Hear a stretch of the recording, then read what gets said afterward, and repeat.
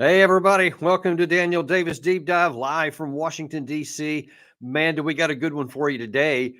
We have retired Colonel Douglas Macgregor, war hero, CEO of Our Country, Our Choice, and fan favorite here at Deep Dive. So welcome back to the show, Doug.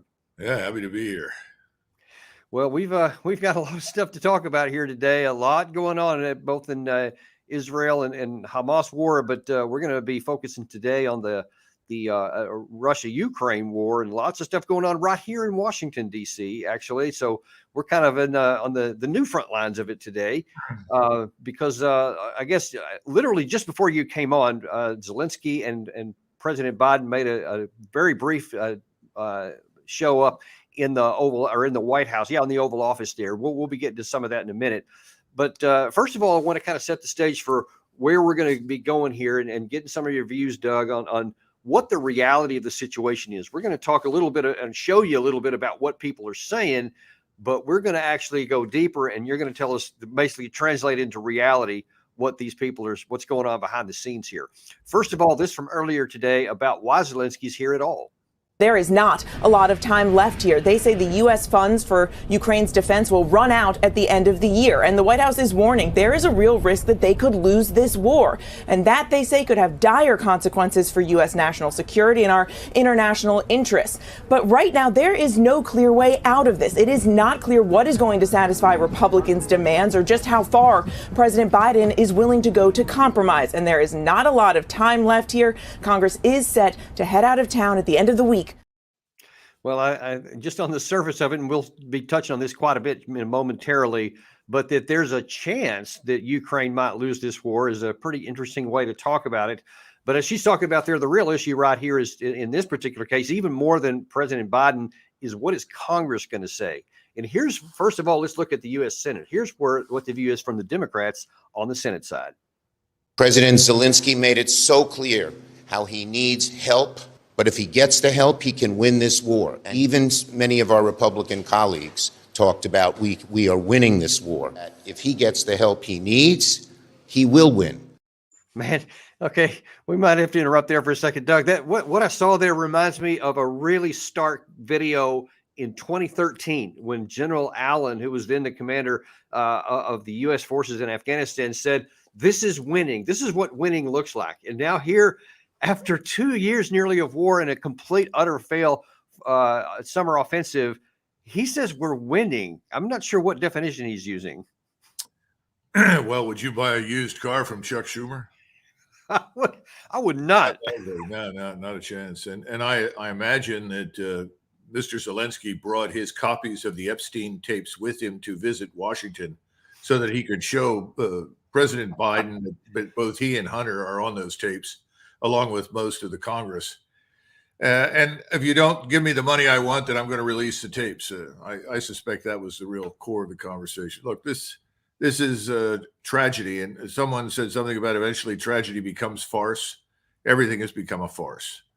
The lying has been so indiscriminate and so constant and overwhelming that it's no longer possible to lie. But what do you do when everything that you've promised has failed, when your policies are disastrous, when everything that you said had happened has not? Well, you double down and you continue to lie and lie.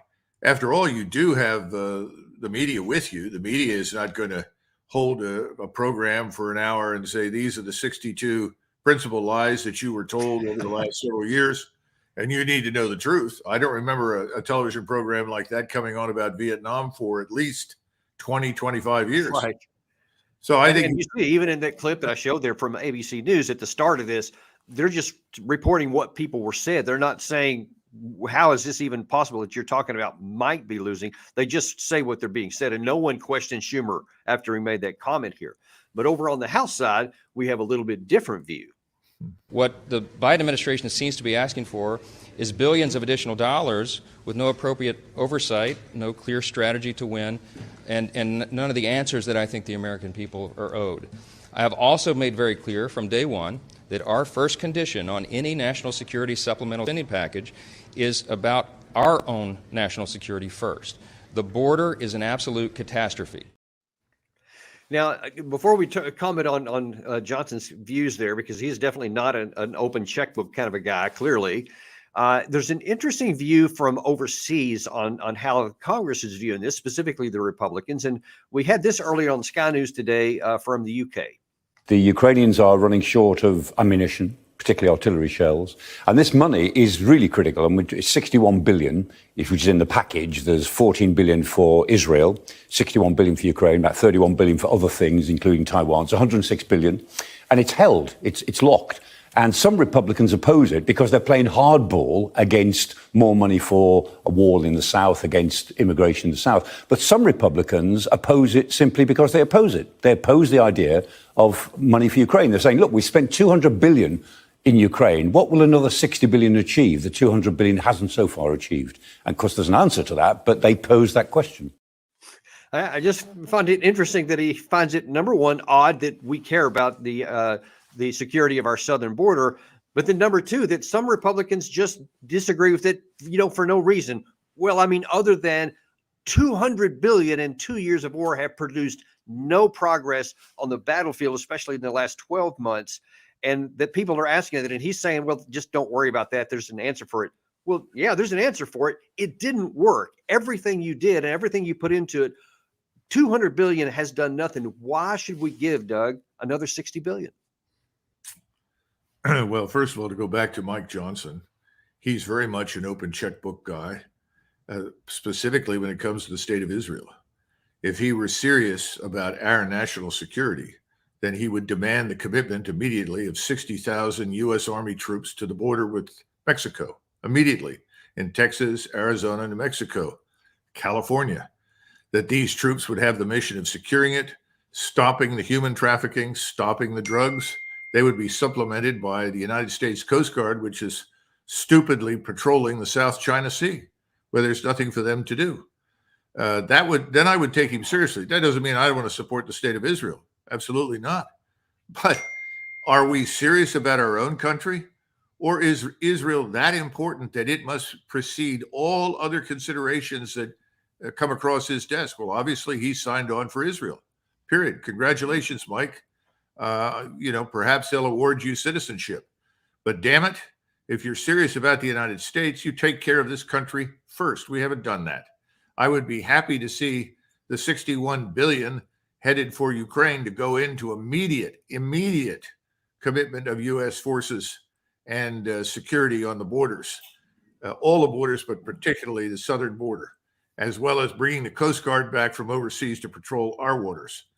That's number one. At that point, I'm happy to discuss all other requests, including the Israeli ones, because obviously Israel is not Ukraine. It's a different animal entirely, and we have different kinds of interests in Israel from those in Ukraine.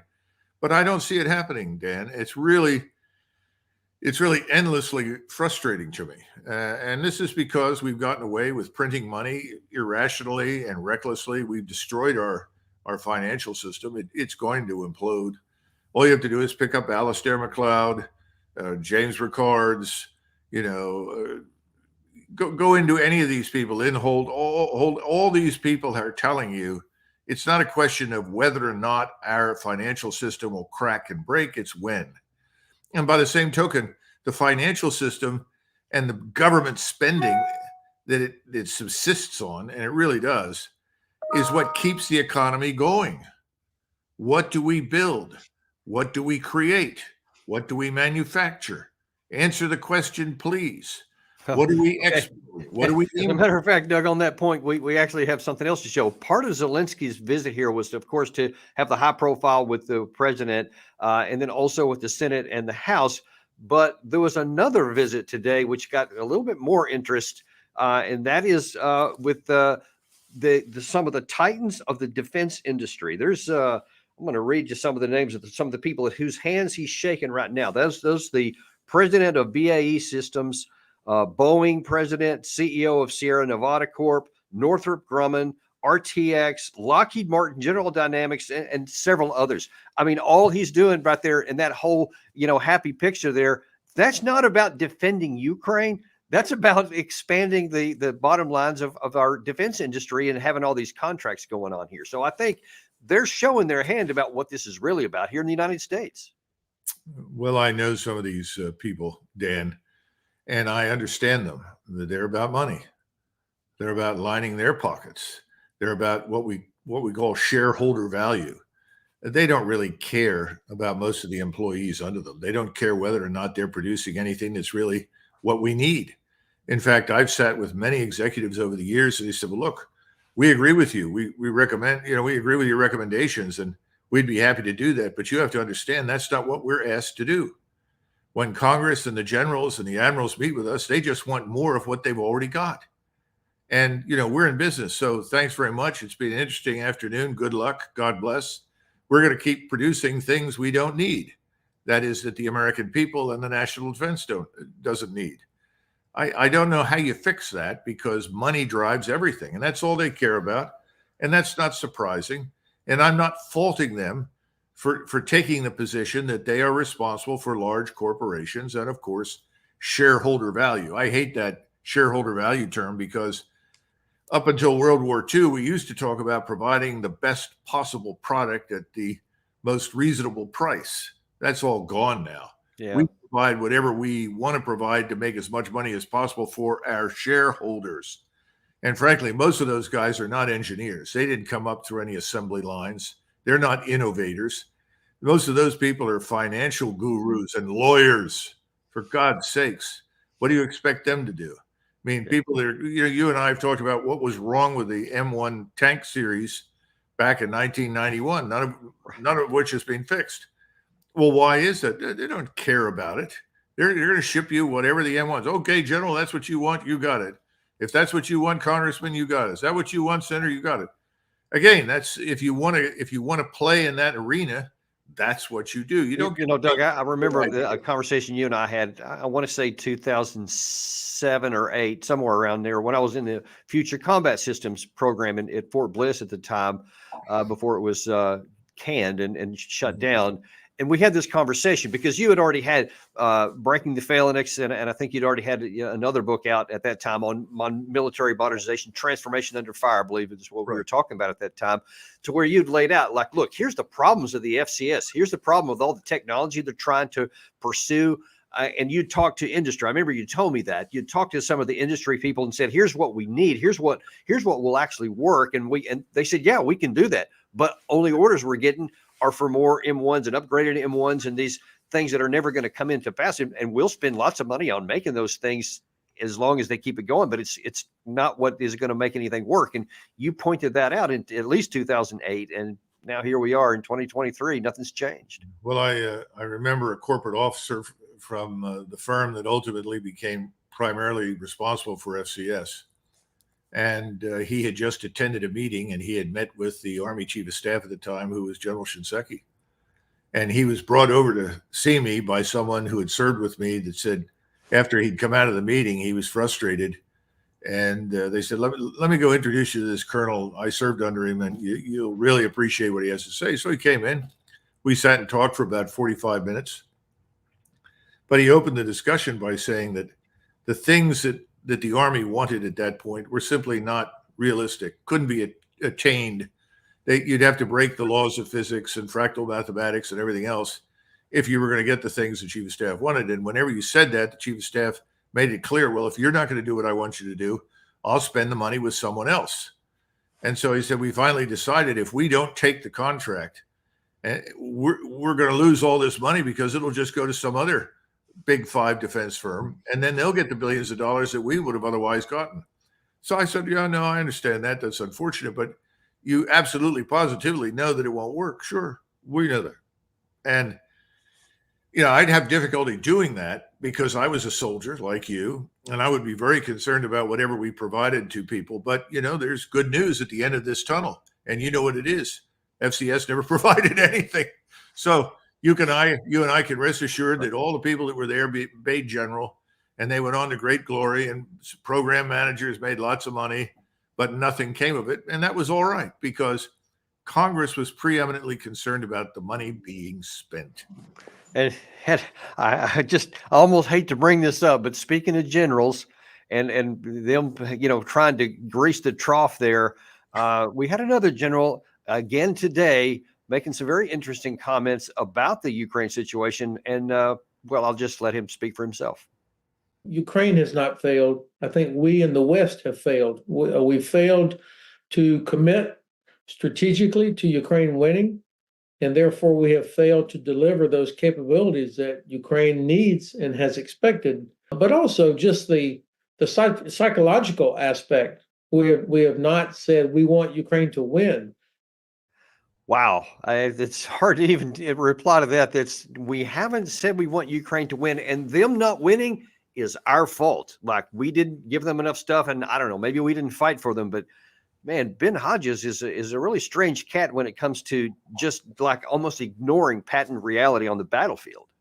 Well, I don't think he's particularly strange. I think he's pretty standard for what we get right now in the senior ranks of the armed forces. First of all, I'd find out who he's working for in retirement and identify the cash source that sustains him and pays for stupid remarks on television.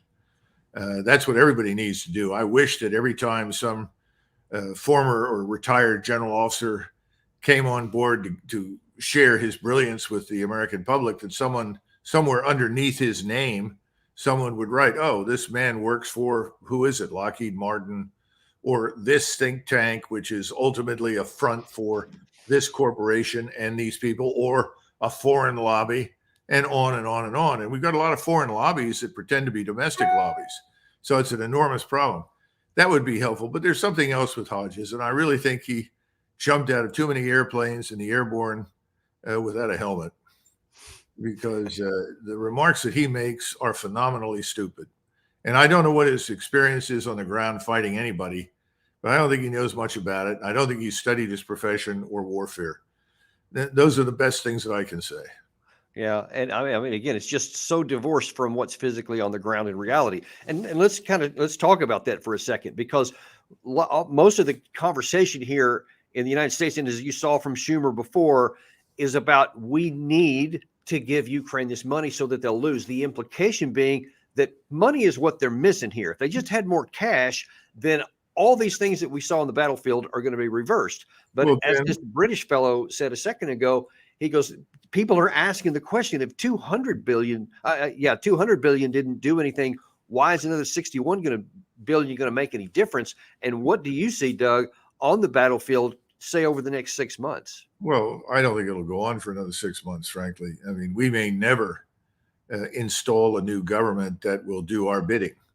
If that is the case, then perhaps something else will emerge. I hear people say, oh, well, you know, Zelensky, he's admittedly terrible, criminal, crooked, corrupt, so forth. But Zelensky, General Zelensky, he's a really great person and he really cares. Yeah, right. If he'd have given a damn, he'd have stopped this a long time ago. You know, one of my favorite anecdotes from the Second World War, and this is a German officer who lived through it and fought through it. And he said to me, now, Stalingrad falls on the 2nd of February, 1943. And Hitler's birthday is the 20th of April. And by the 20th of April, all of the senior generals of the German armed forces signed a pledge of allegiance, effectively, to Adolf Hitler, congratulating him on his birthday and pledging their allegiance to him come what may.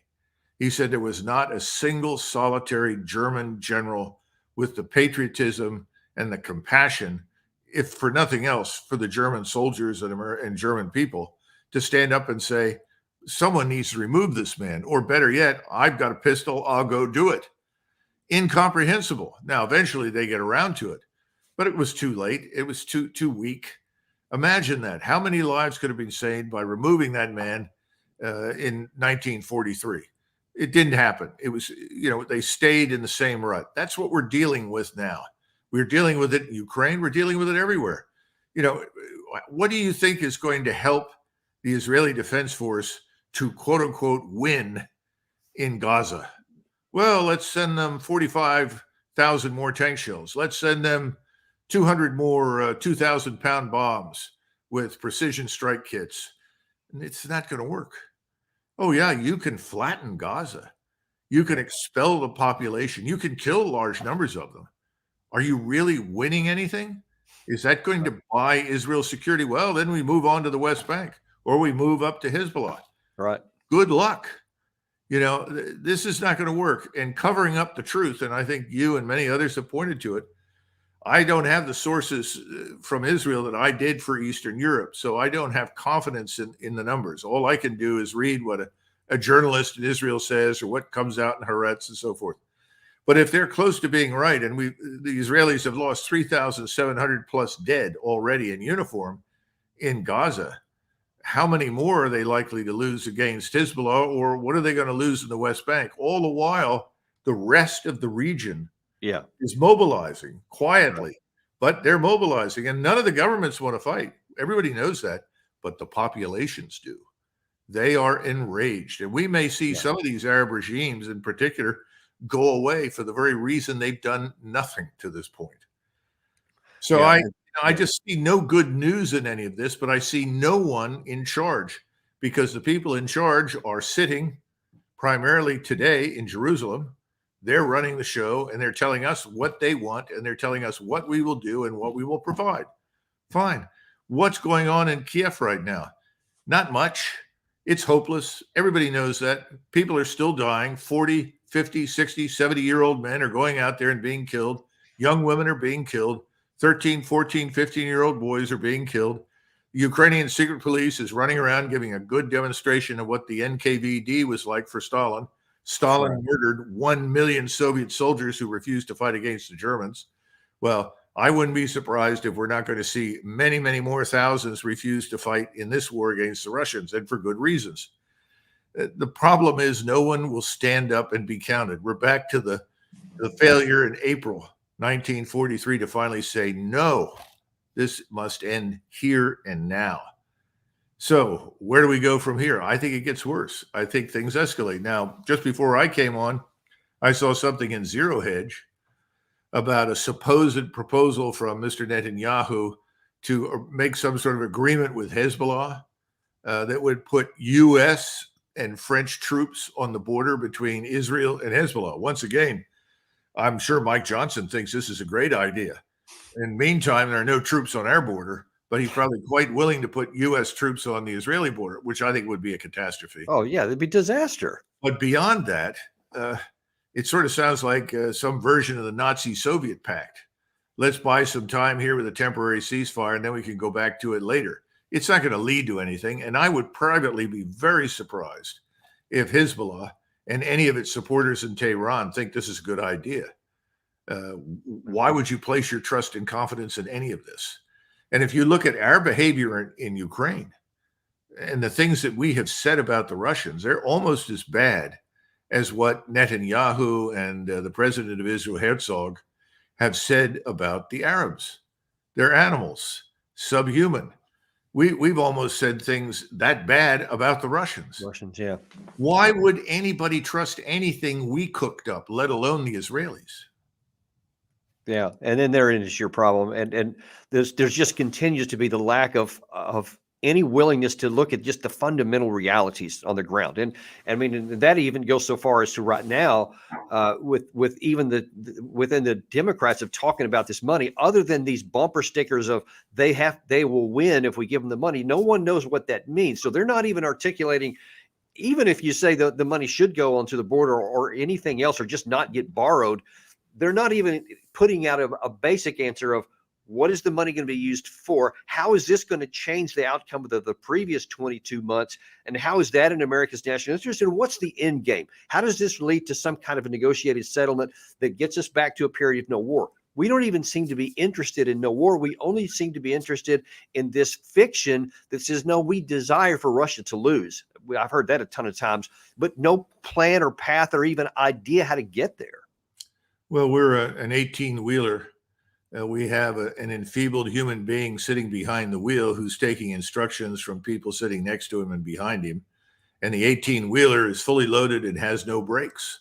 And we can see as we're headed down the side of this particular mountain that at the bottom of the mountain, there's nothing but concrete barriers. I think that's where we're headed collectively as a society. I think that's where we're headed as a nation. And that's where we have dragged our allies in NATO with us. And I'm afraid that by failing to exercise any kind of restraint and control over this event, the events since 7 October, that we're dragging Israel down with us. And again, everyone that saw 7 October, and I included in this, the Arabs heads of state, they were all appalled. There's no question about that. It's not up for debate. It's terrible.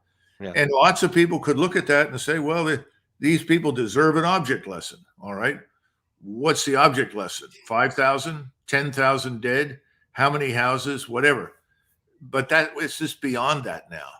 This has now become a war from the standpoint of the Arabs, Iranians and Turks. They see this as a war for Jewish supremacy in the region. It's not like the wars in the past. Remember, in the wars in the past, some territory was picked up. Sometimes it was exchanged. Prisoners were exchanged. And then there was a period of time where you had periodic outbursts, but not entirely peace, but certainly not war. And then we've had this 50-year pause in Egypt because of the agreements that were reached there, which I think were enormously important and valuable. And now they're very much at risk. I don't see any of that, as you say. I see no diplomacy. What I see are people determined to eradicate those that they hate. And hate breeds more hatred. Blood begets more blood. Right. It's not going to solve anything. It's going to end badly. I think it's going to end badly for all of us. On that happy note, I wish everyone a Merry Christmas and a Happy New Year. Yeah. Right. Yeah. That's unfortunately, that's just the reality of it. And as we continue to I guess, look on to what's next, it just troubles me that I whether Mike Johnson ends up giving in or some combination of that. I can't imagine that Rand Paul, who we had on this show last week, talk about how, he said, I don't think there should be any more money, but I bet there'll be some more money coming in. But then no one tells me what's next, or no one's given that consideration. Because Doug, tell me, I mean, if there is some, let's say, for example, you were given command control of all the armed forces in the area. Is there some plan? Is there some path that if they only follow the Ukrainian side, that they could either achieve a stalemate or even in time roll back Russia? Does such a plan exist? No. What I would say if I were in command of the armed forces right now is that it is imperative, whether we like it or not, that we sit down privately and listen to what the Russians demand. It's that simple. There's no longer an opportunity to negotiate whatever the people in Kyiv think is equitable. Too many people have died. Too much time has been lost. Too much bad blood has been spilled. So the first thing you've got to do is you've got to stop fighting. You need an immediate ceasefire in place. And then you have to have a meeting on the battlefield, preferably somewhere in eastern Ukraine where the fighting is being going on. They bring their maps, everybody shows up, and they make some sort of agreement about disengagement. Meanwhile, once that disengagement is underway, they've got to sit down somewhere else on a political level with the leading diplomats, advised by their military experts, as to how they're going to redraw the map. And everyone acts like, oh, you can't redraw the map. Do you realize how many hundreds of times the maps of Eastern Europe and the Middle East have been redrawn? How many empires have risen and fallen over hundreds of years? It's nonsensical. You got to stop the fighting. It's sort of what's the first thing you do in an emergency situation when you find someone that's injured? Well, I tell you, number one, first step, stop the bleeding. Yeah. Clear the airway. I mean, you just go down the list. All right. First thing we need to do is stop the bleeding. If you can stop the bleeding long enough and go through the steps that I just suggested, disengagement, I think something similar, frankly, needs to happen with the Israelis. But I think we're far further from that right now than we are in Ukraine. But right now, that's what's in Ukraine's interest, and not Mr. Zelensky and the crooks and criminals who have been stealing everything they get their hands on, who all have bank accounts in Cyprus and homes in Italy somewhere. I'm talking about the Ukrainian people and the nation. Yeah. They're the ones that have to be saved from this wreckage. That can be done. But I don't think we can do it, Dan. I mean, are we going to be trusted? Is anybody going to listen to us?